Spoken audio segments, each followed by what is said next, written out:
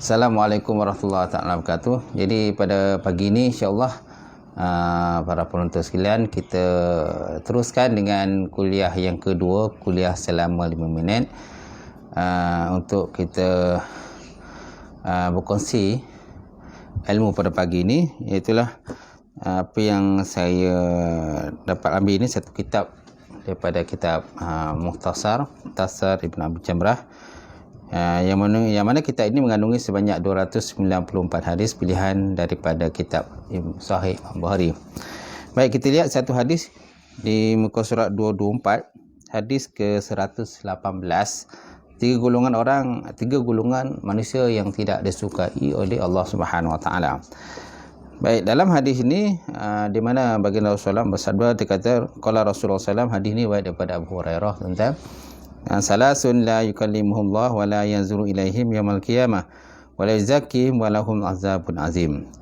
Nabi Muhammad SAW telah bersabda, terdapat tiga golongan lelaki yang mana Allah Subhanahu Wa Taala tidak akan berkata-kata lelaki itu, dan tidak Allah Taala tidak mendilik kepadanya pada kiamat, dan Allah Subhanahu Wa Taala tidak akan menyucikan mereka daripada dosa, dan Allah Subhanahu Wa Taala akan mengenakan azab yang pedih kepada tiga lelaki itu. Yang pertama, rajulun ala fadlil ma bi tariqin yamna'u minhu ibnu sabil. Laki-laki yang mana Allah Subhanahu Wa Taala telah memberikan kelebihan air kepadanya, tetapi air itu dia menegahkan dia daripadanya akan ibnu sabil, kepada orang yang dalam perjalanan. Yang kedua, tuan-tuan, rajulun bay'a rajulan la yubayyihu ila dunya fa in atahu ma yuridu wafa bihi wa illa lam yakfi lahu. Yang kedua, lelaki yang telah berbai'ah ataupun berjanji, mengikat sesetia janji dengan lelaki yang lain, dan tiada dia berjanji itu melainkan untuk urusan dunia sahaja. Maka apabila kalau diberikan akan dia wa in atahu ma yuridu wa fa'alahu, maka dia kalau apabila diberikan kepadanya apa yang dia nak, maka dia tunaikan akan apa yang dikenaki oleh orang tersebut.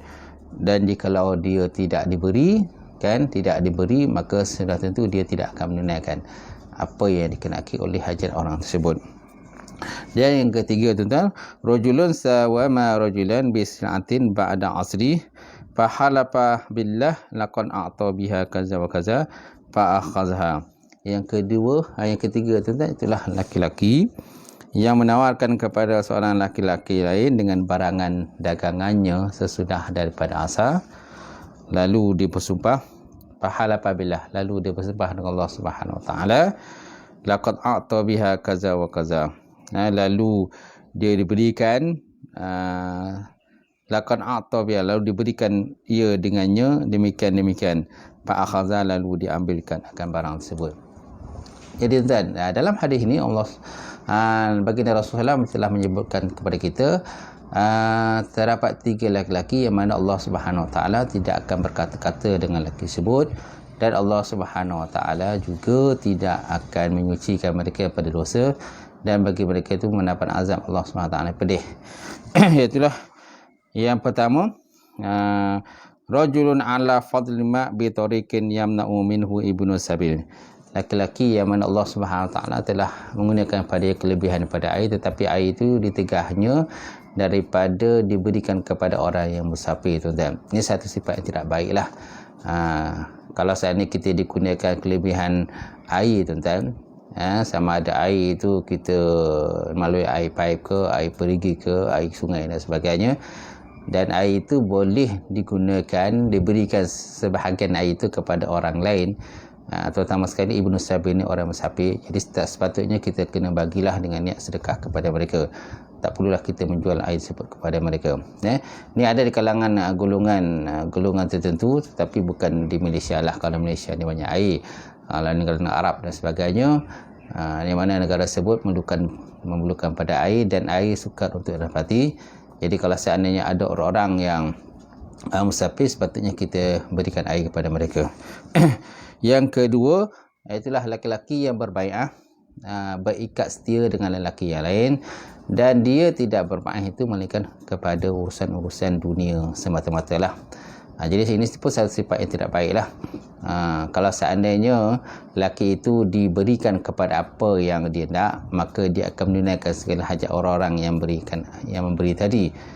Ni kalau dia tak diberikan, tak diberikan upah, tak diberikan duit, tak diberikan sogokan dan sebagainya, maka sudah tentu dia tidak akan menunaikan kehendak-kehendak orang yang berkehendak tadilah. Ini pun salah satu sifat yang baik. Alangkah kajinya manusia seperti ini. Inilah kenyataan tuan-tuan yang banyak berlaku di kalangan masyarakat Islam pada zaman sekarang.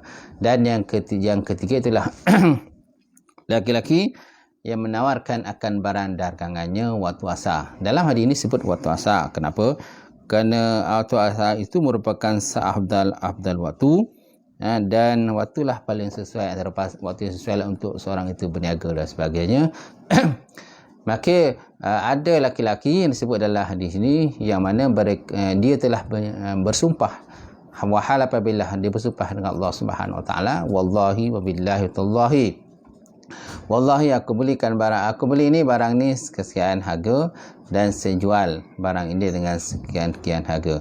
Jadi dia menggunakan nama Allah Subhanahu Wa Taala kan dalam urusan berniaga tadi dengan tujuan dan maksud supaya orang yang membeli tadi bersetuju untuk memberi barang tersebut. Ini merupakan satu sifat yang tidak baiklah.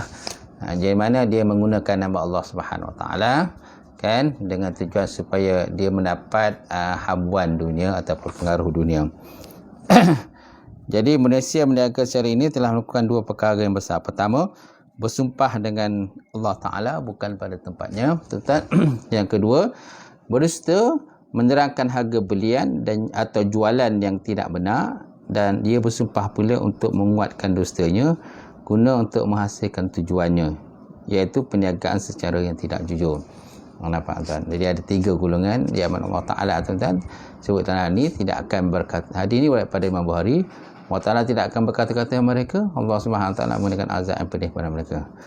Sekian saja itulah sesi kuliah kita ataupun tazkirah kita. Mudah-mudahan kita semua mendapat manfaat di atas apa yang telah saya nyatakan. Assalamualaikum warahmatullahi taala wabarakatuh.